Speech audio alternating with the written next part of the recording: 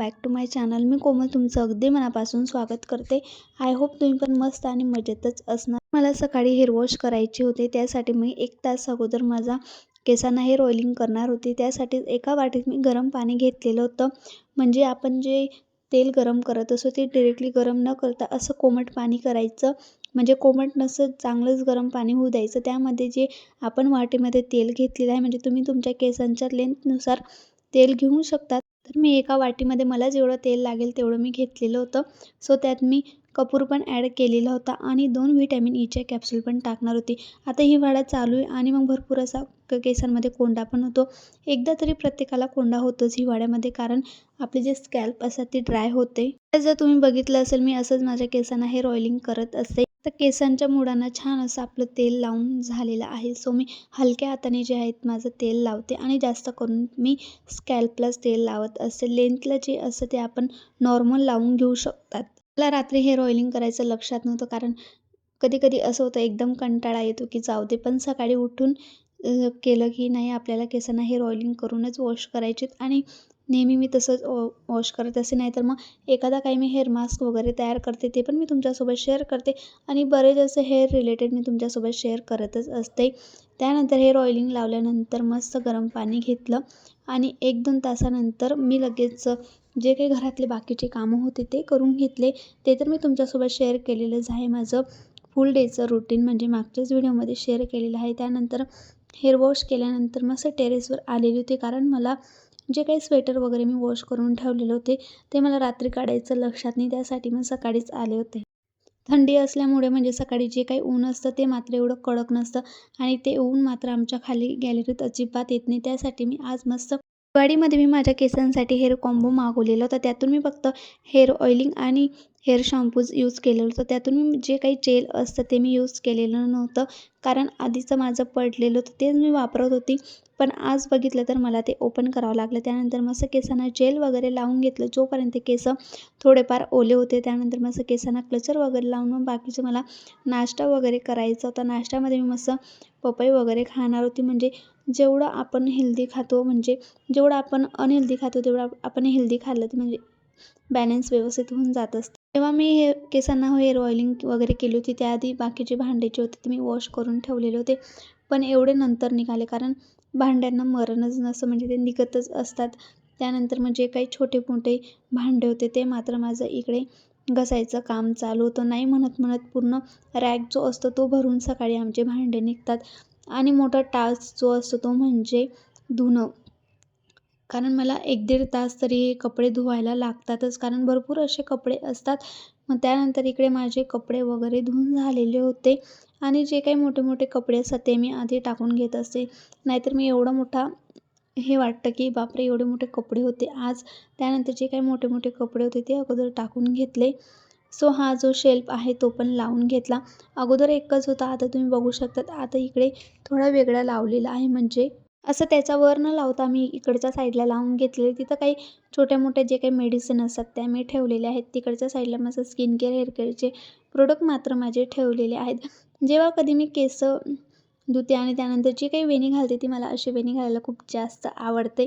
So त्यानंतर इथलं थोडाफार पसारा व्यवस्थित हे केला आणि लगेच मला दुकानात पण जायचं होतं. आज आम्हाला दुकानात नाश्ता करायचा नव्हता, आम्हाला करायची होती भेळ. त्यासाठी मी सगळं साहित्य जे आहे ते सोबत घेऊन जाणार होते. कधी-कधी आम्हाला कंटाळा आला की सो आम्ही असंच करत असतो, दुकानात मस्त भेळचं सामान मी घेऊन जात असते आणि तिथून गेल्यावर मस्त आम्ही भेळ वगैरे करत असतो. दुकानातून घरी आल्यानंतर लगेच अद्रक लसूणची पेस्ट मी तयार करायला घेतली. म्हणजे संध्याकाळचे कामं जे असतात ते मात्र मी आता दुपारीच करून घेत असते. म्हणजे संध्याकाळचा जो वेळ असतो म्हणजे एकदम रिकामा असतो, म्हणजे आपण काही पण त्यात कामं करून घेऊ शकते मी. सो अशा प्रकारे लगेच मी इकडे दही लावायला पण घेतलेलं आहे. म्हणजे दुकानासाठीच मी बऱ्याचदा तुमच्यासोबत शेअर पण केलेलं आहे. कधीतरी मी तुमच्यासोबत डिटेलमध्ये शेअर करेल की मी दही कसं लावते. ॲक्च्युली तुम्हाला पण माहीत असेल, म्हणजे बोटाला चटका लागतो तेवढं म्हणजे दूध गरम होऊ द्यायचं. त्यानंतर त्यात मी दही टाकत असते, न हलवता फक्त दही खाली टाकत असते आणि त्यात मी दूध टाकून झाकून देत असते, कारण आम्हाला सकाळी दही दुकानासाठी हे लागतच असं. म्हणजे 2-2.5 लिटरचं दही तर आमचं मोस्ट ऑफ असतंच. त्यानंतर मस्त संध्याकाळी 6 वाजेकडे मी कपडे काढायला घेतलेले होते. म्हणजे 5:45 वगैरे वाजलेले असतील. सो तेव्हा माझे इकडे कपडे वगैरे काढायचंच काम चालू होतं.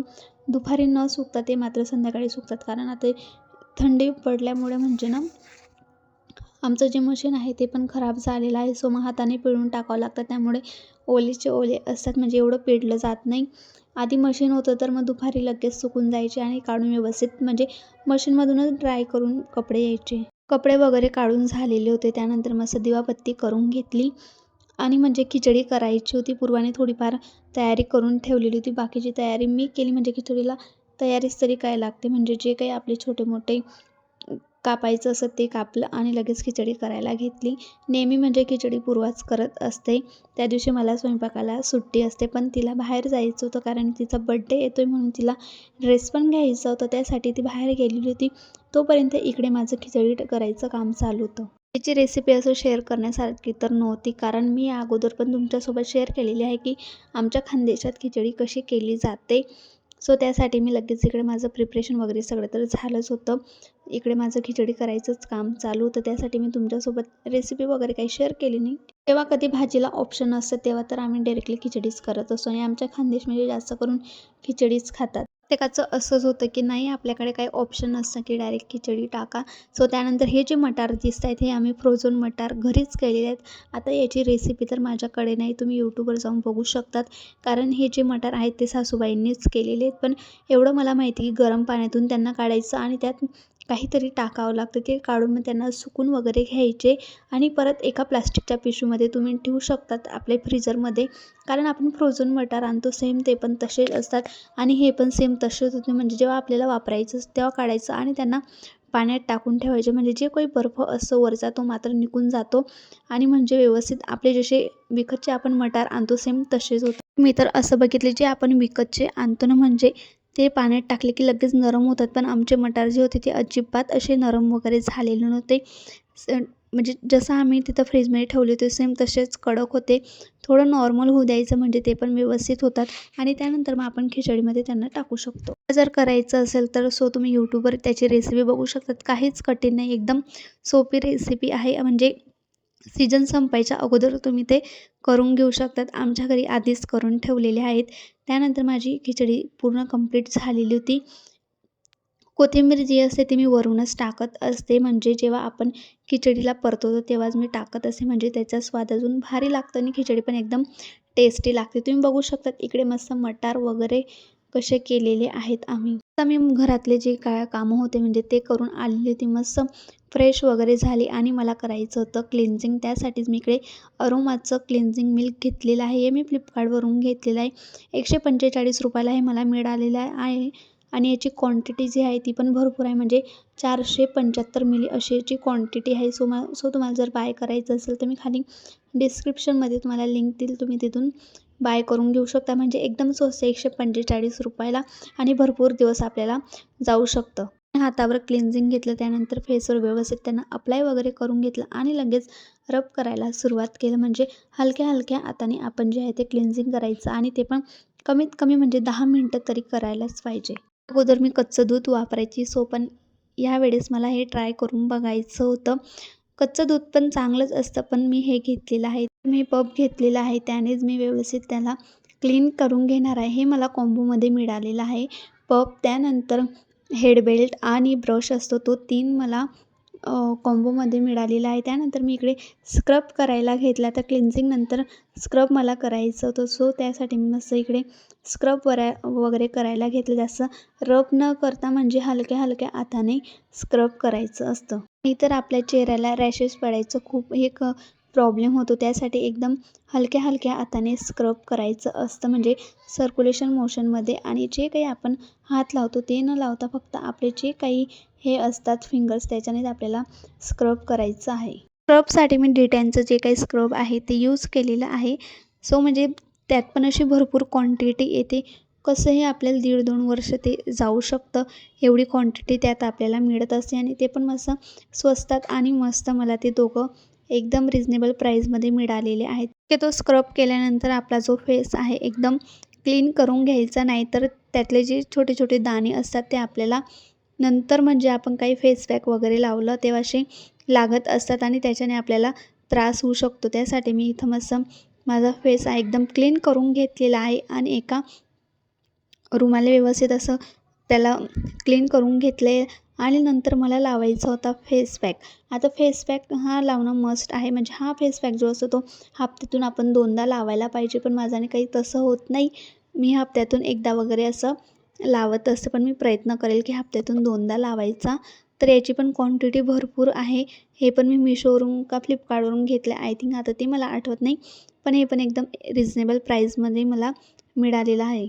ब्रश पण मला कॉम्बो ऑफरमध्ये मिळालेला आहे. म्हणजे हे 3 असे एका पॅकमध्ये येत असतात. ते पण एकदम रिजनेबल प्राईसमध्ये, म्हणजे मिशोवरून बाय केलेला आहे. सो अशा प्रकारे आपण हात न लावता ब्रशनेच आपले जो फेस पॅक असतो तो लावून घेऊ शकतो. नाहीतर मग आपले हात वगैरे भरत असतात. त्यासाठी मी इकडे मस्त ब्रशनेच फेस पॅक लावायला सुरुवात केलेली आहे. ते आपण एक लेयर लावतो सेम तसंच म्हणजे आपल्याला फेस पॅक लावायचे. त्यावर फेरवर फेर न लावता म्हणजे मग तो थर एकदम तयार होऊन जात असतो. मग व्यवस्थित आपल्या चेहऱ्याला जे काही ग्लो येत असतो तो मात्र येत नसतो. त्यासाठी एकदम पतली अशी लेअरमध्ये आपल्याला आपला फेस पॅक जो आहे तो लावायचा असतो. डोळे आणि आपले भोवळे जे असतात त्यांना व्यवस्थित सांभाळून लावावं लागतं. नाहीतर मग ते आग करत बसत असतं. म्हणजे आपल्या डोळ्यांपासून तर एकदम सावधने ते लावायचं असतं, नाहीतर मग आग होत असते.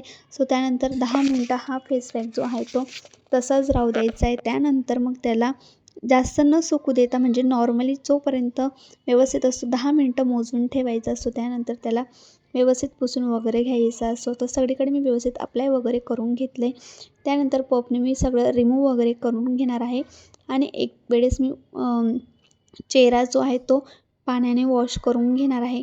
जेणेकरून जे काही छोटा मोठा जो फेस पॅक चेहऱ्याला लागला आहे तो मात्र निघून जाईल. तर मी इकडे व्यवस्थित माझा फेस जो आहे तो क्लीन वगैरे करून घेतलेला आहे आणि मी नाईट क्रीम वापरते. मी घरीच म्हणजे होम रेमेडी आहे, ही मी तुमच्यासोबत शेअर केलेली आहे. यावर मी डिटेल व्हिडिओ पण तुमच्यासोबत शेअर केलेला आहे.